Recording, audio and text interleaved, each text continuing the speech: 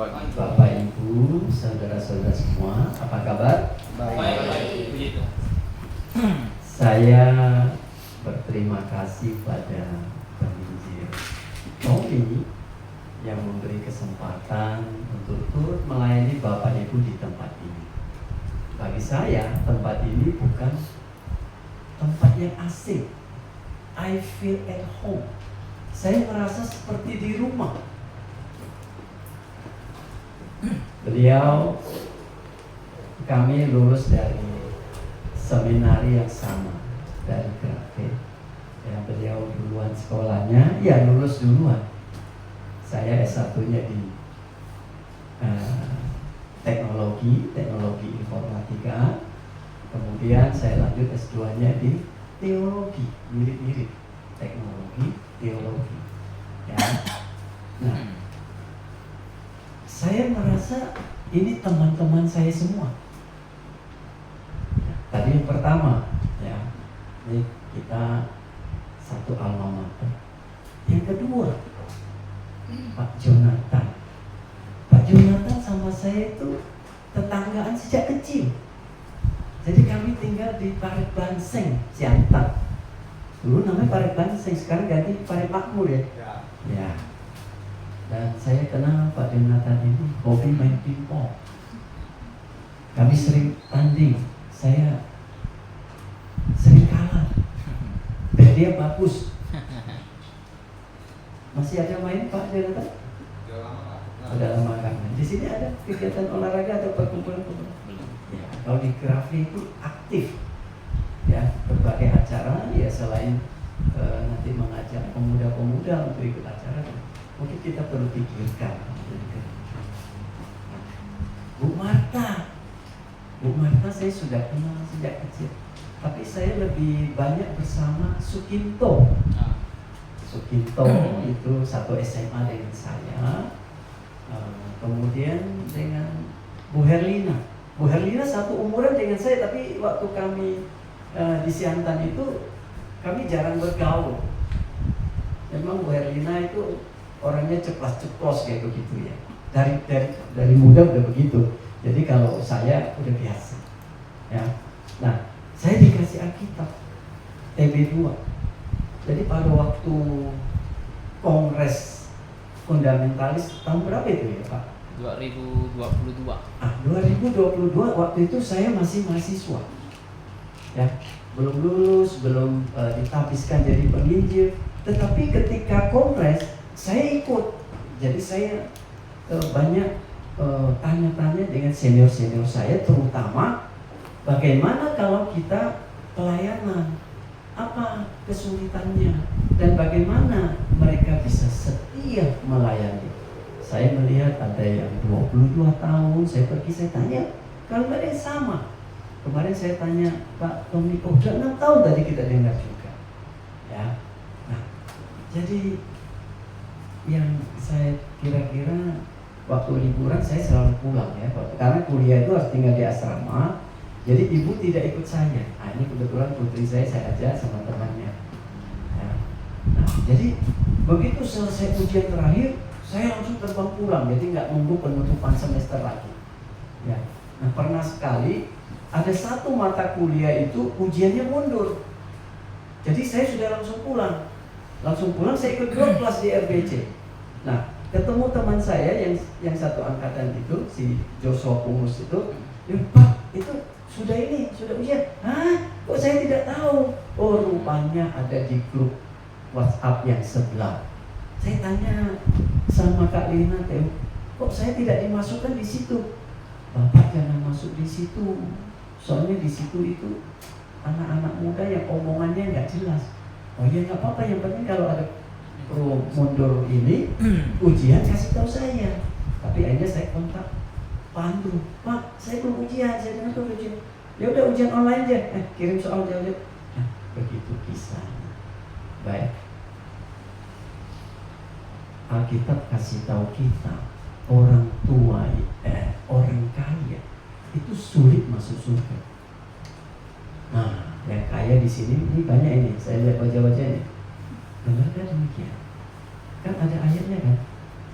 Lebih mudah seekor onta masuk dalam lubang jarum daripada orang kaya masuk surga. Saya tahu ayat ini dari muda, tapi saya tidak mengerti. Mengapa demikian? Saya bayangkan lubang jarum. Yang saya tahu ibu saya itu jarum pakai yang itu kan. Lubangnya kecil, mana mungkin unta itu lebih besar dari saya. Gimana masuknya? Oke lah pakai itu. Jarum yang karung itu lubangnya lebih besar. Itu tidak mungkin juga. Nah seolah-olah ini kok begitu sulitnya ini orang kaya masuk surga. Pada waktu kongres ada acara jalan-jalan ke museum benda-benda Alkitab. Ya. Nah, saya ikut lebis. Wah, di situ diceritakan berbagai tanaman-tanaman yang ada disebutkan di Alkitab. Demikian juga beberapa perlengkapan gitu ya. Misalnya satu yang dari kulit untuk menyimpan minuman dan sebagainya. Kita makin rupanya dia menjelaskan lubang jarum yang dimaksud itu bukan jarum itu, tetapi nama dari pintu kecil yang menuju Yerusalem. Ya, oke, baik. Tapi benarkah orang kaya sulit masuk surga? Kalau begitu kita selama di dunia ini miskin aja terus, benar nggak? Benar nggak begitu? Atau nanti di surga nanti kumpulan orang miskin semua, karena yang kaya susah, gitu ya. Nah, ketika kami lulus, kami sesama mahasiswa yang akan diutus ke daerah-daerah, kami ngobrol. Ada yang tidak mau ke pedalaman. Jadi penginjil pedalaman hidupnya susah. Gitu. Nah, lalu saya bilang, kalau semua mau di kota besar, berarti nanti di surga hanya orang-orang kota kumpulannya. Yang di desa tidak akan mendengar berita Injil. Ya, baik. Oke, hari ini kita akan belajar. Kita buka di Lukas pasal 16. Kita akan belajar tentang orang kaya dan Lazarus yang miskin. Nah, Lukas pasal 16 ayat 19 sampai 31. Nah, saya tanya dulu, ini masih pakai Alkitab TB1 atau TB2? Karena kita mau baca sama-sama supaya nanti TB1. masih TB1 ya. Kebetulan saya bawa TB2, ini Bu Elina yang kasih saya. Dia kasih saya 2. Satu untuk si istri saya. Ya. Baik, kalau gitu saya akan bacakan aja ya. Tapi lebih baik baca bersama sih. Ya, baca bersama. Nah, bagaimana? Apa biasanya bagaimana? Bersaut-sautan kan? Bersaut-sautan biasa. Oke, kita saut-sautan aja ya. Nah, saya ayat yang pertama, kemudian jemaat ayat yang kedua, ya. Nah, kalau ada sedikit perbedaan terjemahan, ya tidak apa-apa, karena saya pakai kedua, kebetulan saya bawa kedua, ya. Pada waktu kongres, peserta kongres termasuk Pak Tommy dapat Alkitab juga. Dapat TB2. Mereka dapat yang baru, masih hangat, baru cetakan punya. Sampai ada yang tidak kebagian nunggu cetakan berikutnya. Tapi saya lihat Alkitabnya hurufnya kecil-kecil bukan? Iya, betul. Saya minta Bu ini, saya mau yang hurufnya besar. Maklum orang tua. Tadi umur berapa Pak? Mau Saya 30? dikit lagi 30. Saya dikit lagi 60, hampir 2 kali kita. Tapi beliau semangatnya luar biasa. Baik, kita akan baca Lukas 16 ayat 19 sampai 31 ya. Ini cerita tentang orang kaya dan Lazarus yang miskin. Kalau Anda buka Google, lalu ada yang menjelaskan bahwa kisah ini adalah perumpamaan, itu berarti salah. Coba lihat di 16 ayat 1, di situ judulnya perumpamaan tentang bendahara yang tidak jujur. Jadi kalau perumpamaan biasanya ada keterangannya, ya. Jadi hati-hati kalau kita membaca teks di berbagai media. Nah, Dari mana kita tahu uang itu palsu? Kalau kita tahu uang asli. Baik, saya akan baca ayat pertama, ya. Kemudian jemaat ayat kedua, demikian sampai ayat 31. Oke, ya. Ayat 19. Ada seorang yang kaya yang selalu berpakaian jubah ungu dan kain halus, dan setiap hari ia bersuka cita dalam kemewahan. Dan ada seorang pengemis bernama Lazarus, badannya penuh dengan borok, berbaring dekat pintu rumah orang kaya itu, dan ingin menghilangkan laparnya dengan apa yang jatuh dari meja orang kaya itu. Malahan anjing-anjing datang dan menjilat boroknya. Kemudian matilah orang miskin itu, lalu dibawa oleh malaikat-malaikat ke pangkuan Abraham. Di ayat 22 ada lanjutannya ini. Orang kaya itu juga mati lalu dikubur. Sementara ayat 23, sementara ia menderita sengsara di alam maut, ia memandang ke atas, dan dari jauh dilihatnya Abraham dan Lazarus duduk di pangkuannya. Lalu ia berseru, katanya, Bapa Abraham, kasihanilah aku, suruhlah Lazarus supaya ia mencelupkan ujung jarinya ke dalam air dan menyejukkan lidahku, sebab aku sangat kesakitan dalam nyala api ini. Namun Abraham berkata, anakku, ingatlah bahwa engkau telah menerima segala yang baik sewaktu hidupmu, sedangkan Lazarus segala yang buruk. Sekarang di sini ia mendapat hiburan dan engkau sangat menderita. Selain daripada itu, di antara kami dan engkau terbentang jurang yang tak terseberangi, supaya mereka yang mau pergi dari sini kepadamu, ataupun mereka yang mau datang dari situ kepada kami, tidak dapat menyeberang. Kata orang itu, kalau demikian, aku minta kepadamu, Bapa, supaya engkau menyuruh dia ke rumah bapakku. Sebab masih ada 5 orang saudaraku, supaya ia memperingati mereka dengan sungguh-sungguh, agar mereka jangan masuk kelak ke dalam tempat penderitaan ini. Tetapi kata Abraham, mereka memiliki Musa dan para nabi, hendaklah mereka mendengarkannya.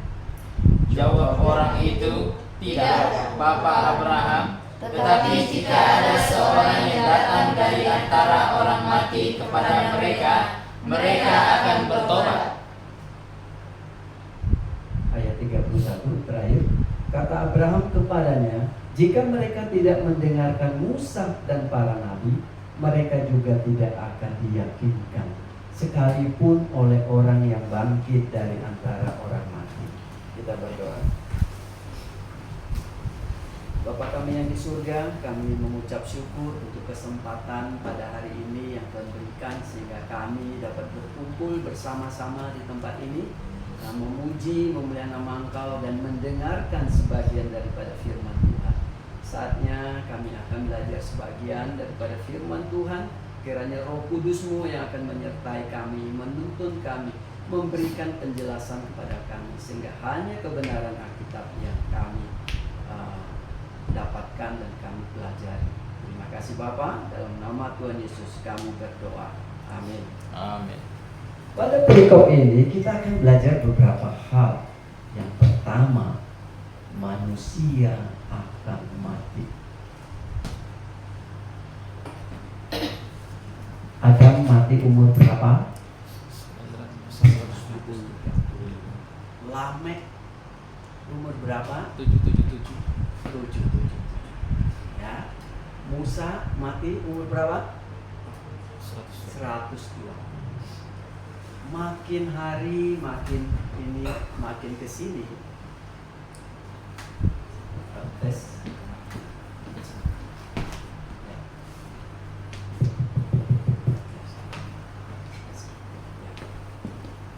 Makin hari makin kesini, umur manusia makin pendek. Ya. Mengapa manusia mati? Kita kembali pada waktu Tuhan menciptakan Adam dan Hawa. Kalau kita baca Kejadian pasal 1 ayat 31, di situ dikatakan semua ciptaan sungguh sangat baik. Nah, sangat baik. Nah, kemudian Tuhan menempatkan Adam dan Hawa di Taman Eden. Ya. Di situ Tuhan berfirman bahwa semua buah yang di taman ini, yang banyak itu, ada kata banyak kalau kita lihat, itu boleh engkau makan. Tetapi buah dari pohon pengetahuan yang baik dan jahat jangan engkau makan. Sebab ketika engkau makan, engkau akan mati. Firman Tuhan mengatakan demikian. Tuhan memberikan banyak pilihan buah yang lain, tapi yang satu itu jangan. Tuhan menciptakan manusia bukan ciptakan robot. Artinya tinggal pencet, nurut saja. Tidak. Tetapi Tuhan menciptakan manusia dengan kehendak bebas. Jadi dia boleh memilih. Oleh sebab itulah ada pohon itu di tengah itu.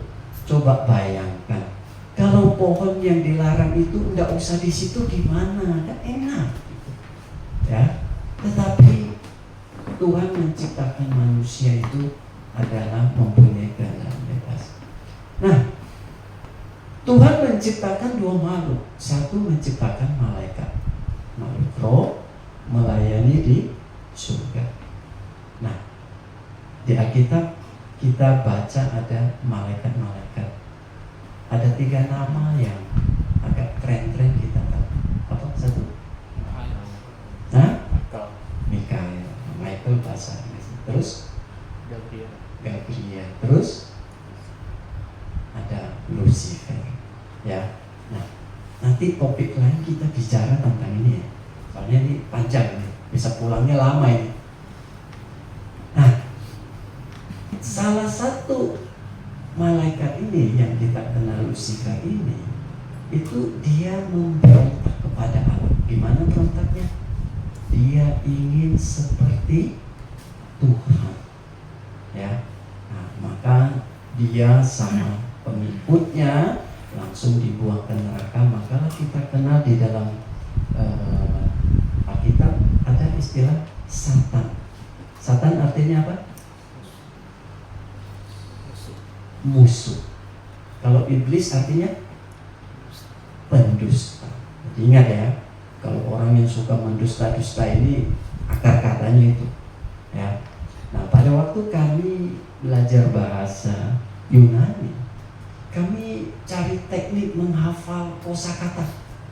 Ya, cari cara gimana yang gampang gitu ya. Misalnya kata yang sering kami ingat, diabolos. Ini sering kita ketemu ini. Kalau di sekolah diabolos. Ternyata kata diabolos itu bahasa Yunani artinya iblis. Ya, masih banyak lagi. Nanti kalau yang tertarik belajar bahasa Yunani, nanti sama Pak Pomi. Sekolahnya di RPC ya, dekat. Nah, iblis memakai ular, binatang yang paling cerdik. Iblis ini enggak kaleng-kaleng saudara. Kalau dia ingin menggoda manusia, dia pakainya yang top-top. Ular dikatakan binatang paling cerdik. Nah, lalu ular menggoda Hawa. Jangan salah ya, iblis tidak memaksa ya, tidak memaksa, tapi dia menggoda, dia mempengaruhi. Dengan apa?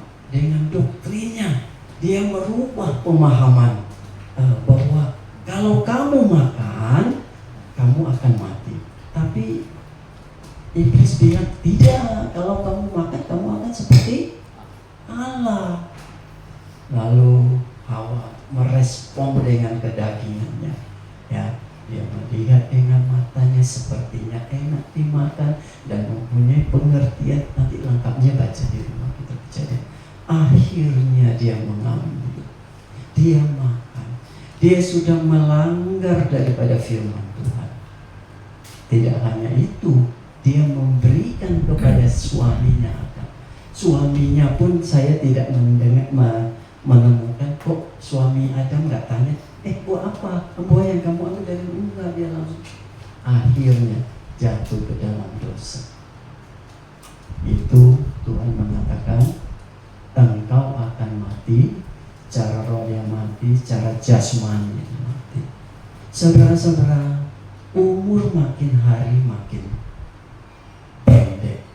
Saya tanya kepada dosen saya yang kebetulan lulusan kedokteran, ya, dia menjawab saya bahwa setiap generasi itu ada kecatatan gen, ya, gennya akan kualitasnya berubah sehingga umur makin pendek. Nah, sekarang umur kita berapa? Kalau di Mazmur 90 ayat 10 bunyinya umur kita adalah 70. Kalau kuat 80. Kalau ini adalah satu gambaran umum yang rata-rata orang meninggalnya di situ. Ada nggak yang meninggalnya sebelum 70? Ada. Ada nggak yang meninggalnya di atas 80? Ada, tapi tidak banyak. Gitu ya. Nah, ternyata meninggal itu bukan karena faktor umur, faktor yang lain. Kita tidak tahu kapan kita meninggal. Nah, baru-baru ini saya turut bela sungkawa kepada Pak Sumetro, kakaknya ini, ya, untuk almarhum Kristi. Umur berapa dia? 29. Kami cukup dekat. Karena ketika kami jadi kepala asrama, Bu asrama ini harus pergi memasak. Jam 9 itu harus masak di sana, di kafe, dapur umum. Masak buat siapa? Buat mahasiswa, buat staf, dan dosen, semua pokoknya masak untuk semua. Nah, sambil saya antar dia memasak, saya ke bawah ngobrol dengan Pak Sumento, dengan Pak Isa, Aon ya, Kiw Aon tahu ya. Ngobrol sambil ngopi di luar. Pak Sumento dia cerita gini, saya ini sudah ada jantung, diabetes, kata dokter jantungnya sudah tinggal 15% apa. Tapi saya minta Tuhan panggil, tapi dia tidak panggil-panggil. Nah, tapi kita tidak tahu minggu lalu ternyata Tuhan manggil anaknya dulu. Saudara, yang pertama kita belajar bahwa manusia akan mati. Saya akan mati, Anda juga. Itu yang pertama. Kapan? Tidak tahu. Itu pertama yang kita pelajari. Nah, yang kedua, kita di sini diberitahu bahwa Lazarus yang miskin dan orang kaya namanya tidak dicatat walaupun dia orang kaya. Dari gaya hidupnya itu kita sudah tahu, ya. Jubah ungu, kalau dulu kan jubah ungu itu jubah kerajaan. Waktu saya pemuda itu kalau ungu itu identik warna janda katanya. Tidak tahu sumber dari mana gitu ya. Tapi Alkitab mengatakan dari kain halus, ya. Setiap hari ia bersukaria dalam kemewahan. Apakah kita tidak boleh pakai pakaian bagus? Boleh. Apakah kita tidak boleh bersukaria? Boleh. Apakah kita tidak boleh kaya? Boleh. Lihat, pada waktu Tuhan menciptakan Adam dan Hawa, ada perintahnya. Beranak cuculah, penuhi bumi, ya, kuasailah yang di udara, laut dan darat. Kita nggak usah jauh-jauh. Kalau kita kuasai satu bidang, misalnya apa sih? Misalnya ternak atau tambang, kaya nggak kita? Kaya. Jadi kaya bukan sesuatu yang dilarang Tuhan. Tapi kita akan lihat apa yang membuat dia masuk neraka ini, dia nih orang kaya ini yang nggak tahu namanya. Ya. Nah, perintah ini ketika Tuhan sampaikan 2 kali. Pertama, ketika manusia diciptakan hanya 2 orang, Adam dan Hawa. Yang kedua, ketika manusia setelah peristiwa air bah, semua mati, kemudian tinggal 8 orang. Nuh dan 3 anaknya dan istrinya dan mantu-mantunya. Ya, itu. Nah, di sini diceritakan Lazarus ini satu gambaran karena dia itu begitu miskinnya sehingga makannya itu dia menunggu remah-remah yang jatuh dari orang kaya ini. Nah, di sini bahwa orang kaya dan Lazarus ini ternyata sudah saling tahu, saling kenal. Oh, ini yang sering nih di bawah meja saya. Ya, oke. Yang berikut ayat 22. Matilah orang miskin itu lalu dibawa malaikat-malaikat ke pangkuan Abraham. Orang kaya ini juga mati lalu dikubur. Loh, apa itu mati? Mati adalah ketika roh meninggalkan tubuh. Nah, matilah dia. Manusia kita kenal trikotomi, ada tubuh, jiwa, dan roh. Pada waktu manusia diciptakan, itu berasal dari debu dan tanah, kemudian Tuhan menghembuskan nafas hidupnya, hiduplah dia. Debu dan tanah yang fana, rohnya ini tetap, saudara. Nah, ketika manusia mati, roh ini meninggalkan tubuhnya. Tubuhnya kembali ke debu dan tanah. Rohnya kemana? Rohnya hanya pergi, ada 2 pilihan tempat. 1 ke surga, 2 ke neraka. Loh, bagaimana menentukannya? Itu pilihan ditentukan ketika masih hidup. Kalau sudah mati ya sudah tidak bisa pilihan. Ya, nah nanti kita lihat. Lalu di sini dikatakan malaikat-malaikat membawa Lazarus orang miskin ini ke pangkuan Abraham. Siapa Abraham ini? Apakah orang miskin juga? Kan tadi dikatakan orang kaya sulit masuk surga dan orang kaya yang ini juga tidak masuk surga. Oh tidak. Kalau kita baca di kitab Kejadian, kita tahu Abram ketika dipakai Tuhan dipanggil, ya, tinggalkanlah keluargamu, tinggalkan daerahmu ke tempat yang akan kutujukan padamu. Abraham ini bukan orang susah. Dia bawa kambing dombanya, ya kan? Dia bawa ponakannya si Lot. Sampai dia mati itu Abraham orang kaya. Lalu kenapa ini si Lazarus yang miskin ada di pangkuan Abraham orang kaya itu? Berarti masuk surga itu bukan urusan miskin atau kaya. Buktinya Abraham kaya di surga.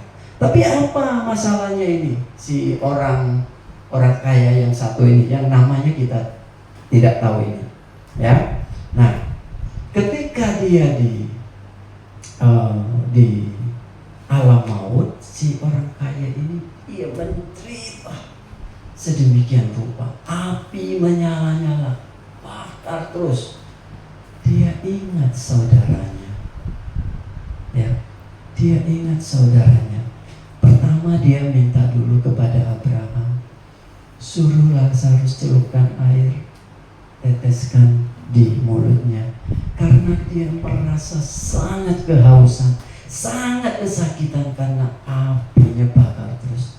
Belakangan kita lihat di dunia ini suhunya ada sekitar 41, 42.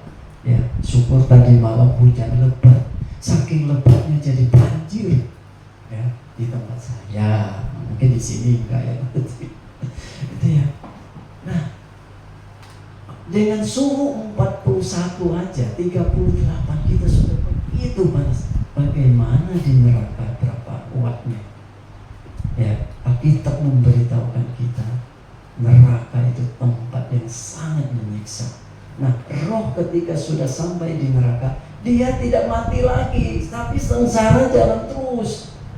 Ya, Lalu orang kaya ini, walau ketika dia berbicara, saya yakin dia nggak bicara dengan pelan-pelan. Bapak Abraham, tolonglah ini. Saya kira enggak, karena dia sedang dibakar. Ya, dia sedang terbakar. Kira-kira gimana sih? Saya membayangkan reaksi orang bicara, tapi ketika dia sedang dibakar ya. Apa dia begini? Bapak, tolong dong, kasih saya ini. Saya pengen begitu menderita. Ya. Nah, yang berikut.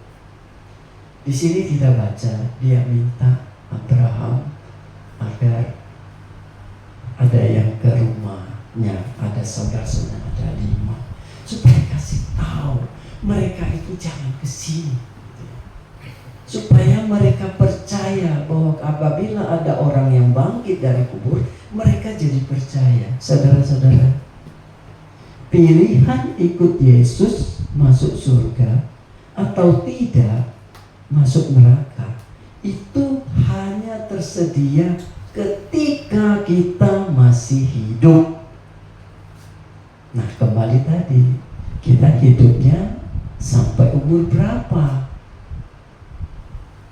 Tadi penginjil kesaksian lagu cerita setelah nyanyi lagu itu ternyata pengarangnya meninggal. Kita tidak tahu.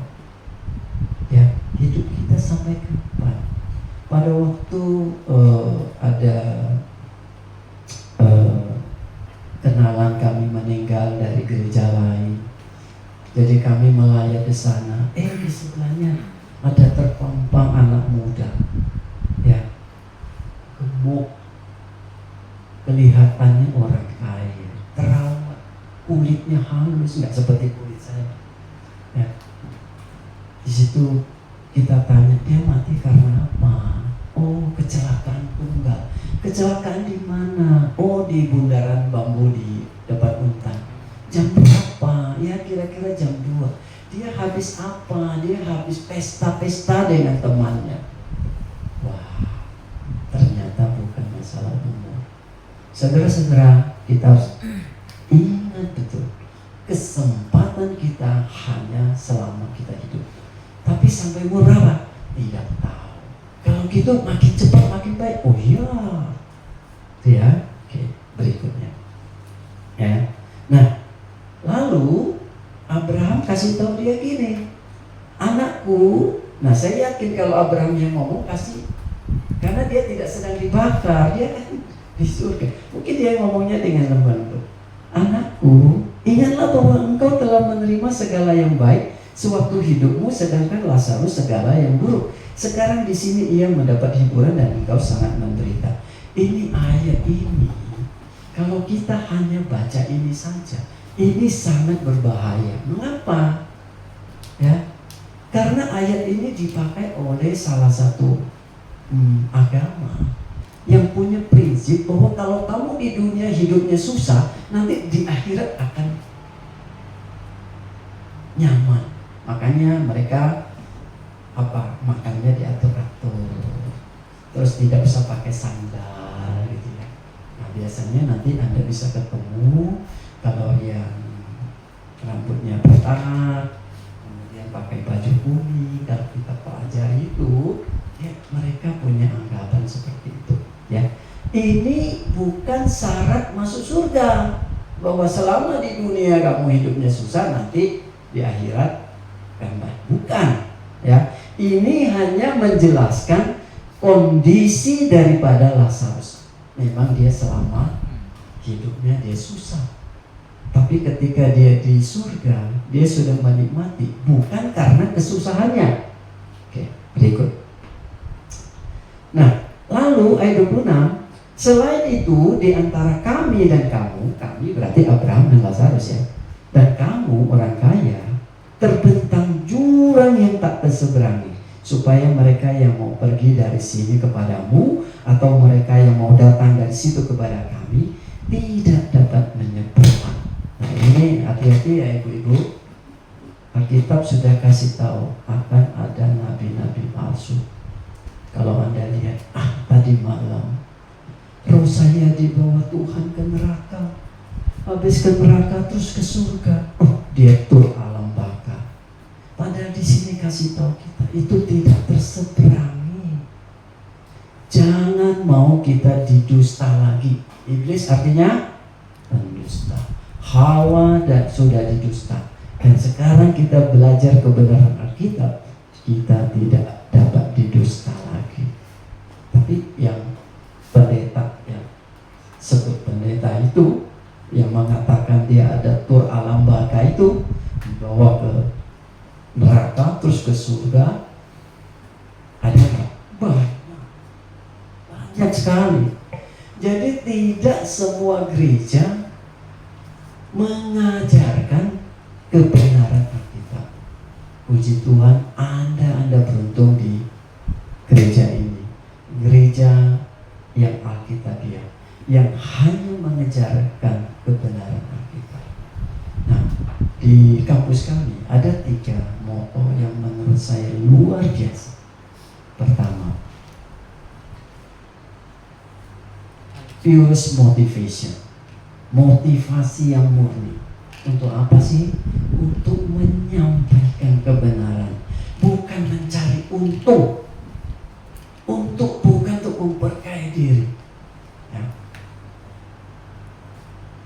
Apalagi highest morality, moral yang tertinggi. Yang ketiga, biblical doctrine. Nah, kalau Anda mau memahami ini, nanti kuliah STT-nya di RITS atau KIDS, jangan tempat lain. Karena beda.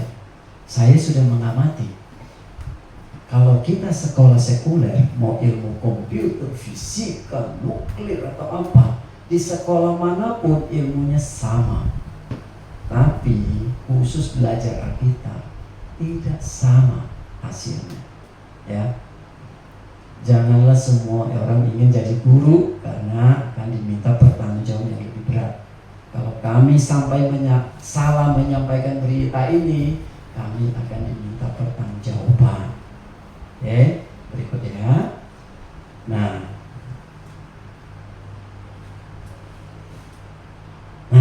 ini dia. Ya. Tadi orang kaya ini minta ke Abraham,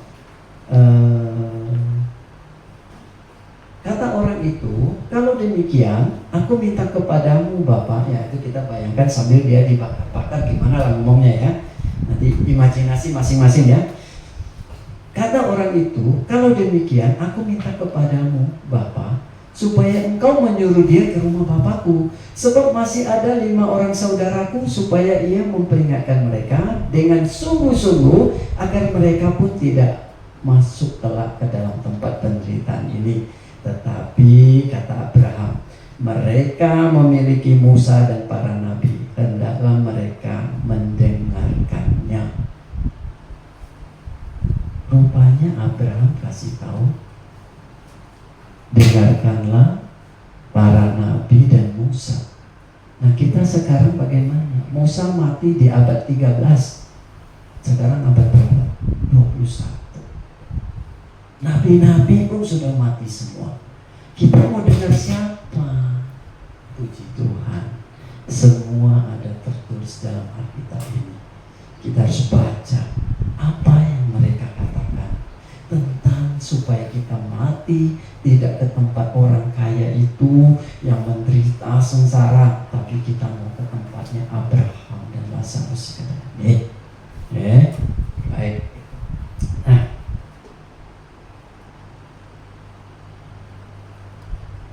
ayat terakhir, kata Abraham kepadanya, jika mereka tidak mendengarkan Musa dan para nabi, mereka juga tidak akan diyakinkan, sekalipun oleh seorang yang bangkit dari antara orang mati. Memang ketika kita tahu kabar baik, ini kabar baik kan, bahwa kalau kamu lewat jalan ini, kamu akan sampai kepada Bapa. Ya, akulah jalan dan kebenaran dan hidup. Tidak ada seorang pun sampai kepada Bapa kalau tidak melalui aku, kata Yesus. Kita tahu ini kabar baik. Biasanya kita harus kasih tahu nih, ya, teman-teman kita, terutama keluarga kita. Ya, ada kabar baik ini. Kamu jangan sampai ke sana.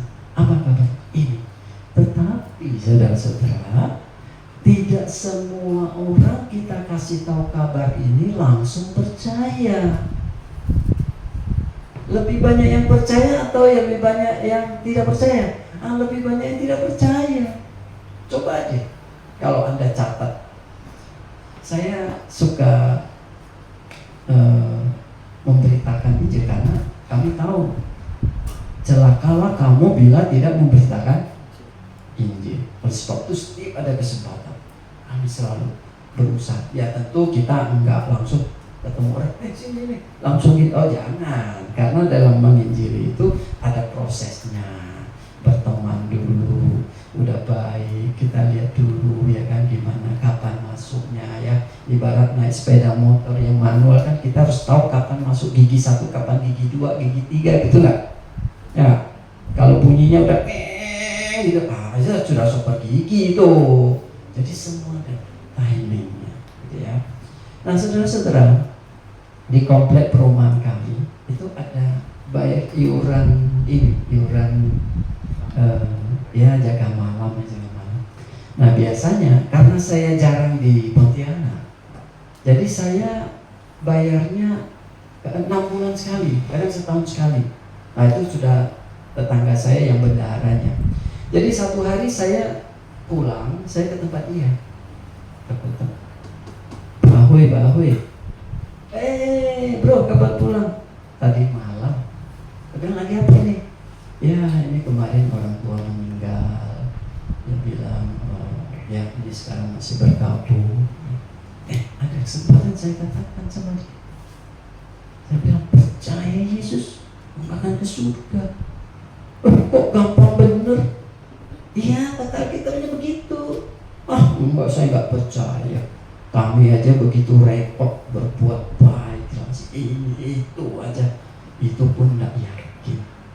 Saya bilang Alkitab yang kasih tahu begitu. Kan kami penginjil kan hanya memberitakan yang ada di sini.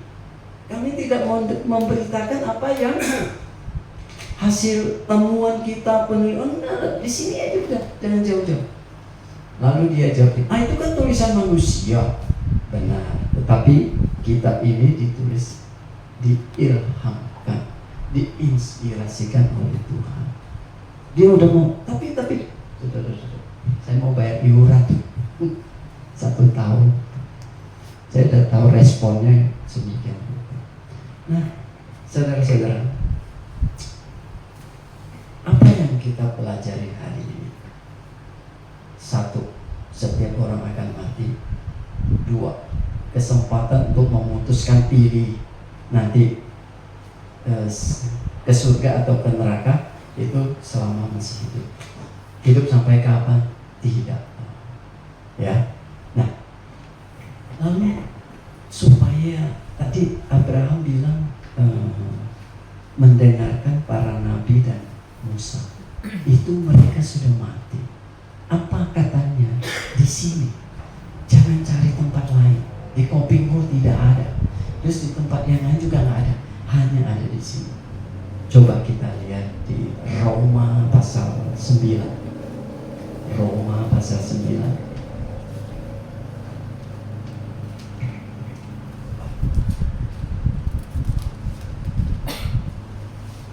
Roma pasal 9. Ya.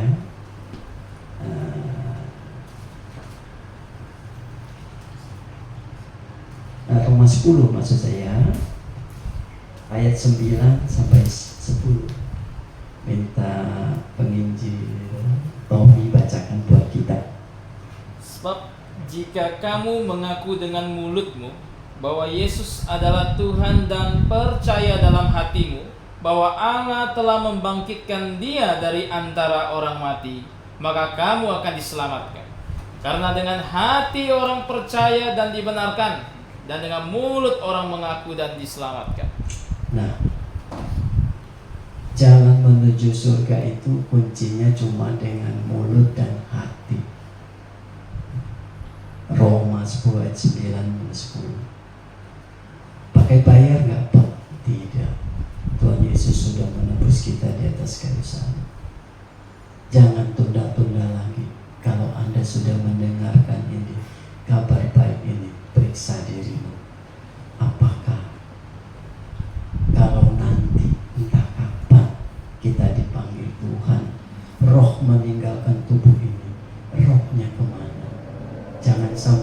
hidup di dunia ini udah hidup begitu susah. Kok susah sih Pak? Oh iya, pada waktu manusia jatuh ke dalam dosa, Kejadian pasal 3, Tuhan mengatakan gini, ular dikutuk, engkau akan berjalan dengan perut dan debu tanah akan jadi makanan. Saya pernah tanya dosen saya, Pak, sebelum dikutuk itu tadinya apakah ular itu ada kakinya? Saya udah pernah tanya. Nanti kalau mau tahu jawabannya tanya di kelas ya.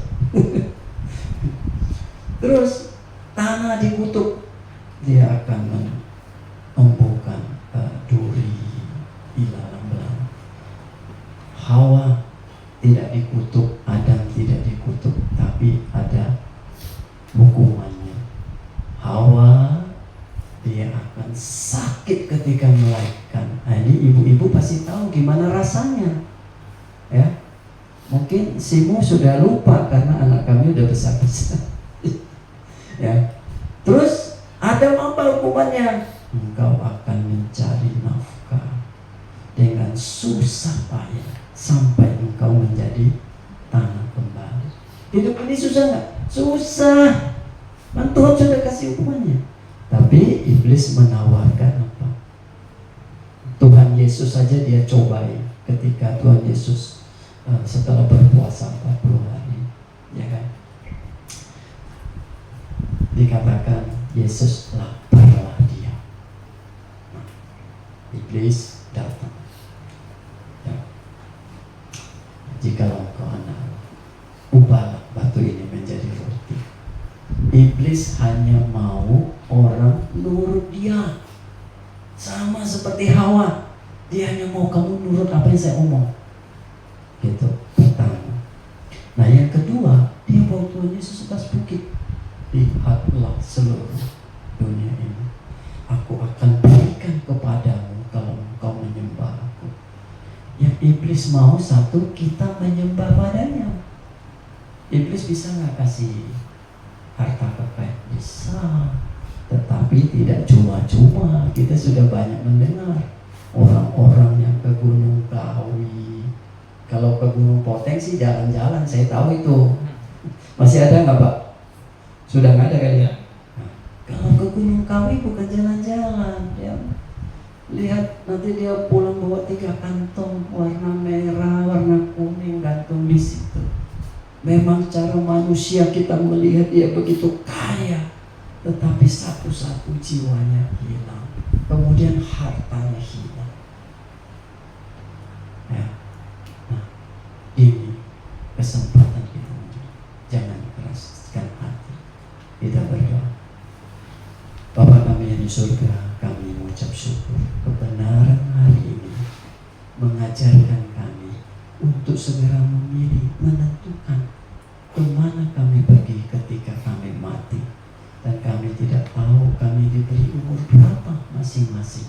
Selagi ada kesempatan ya Tuhan, kiranya Roh Kudus-Mu menjaga kami semua, supaya kami bisa menerima Yesus sebagai Juru Selamat, supaya kami tidak disiksa di api neraka bersama orang kaya yang tadi itu. Kami ingin ke tempatnya Abraham yang bersama Lazarus. Terima kasih Bapa. Kami serahkan jemaat di tempat ini dan juga gembala dan penginjil kami di dalam membimbing mereka ini. Tolong kami semua, berikan kami kekuatan. Terima kasih Bapa. Dalam nama Tuhan Yesus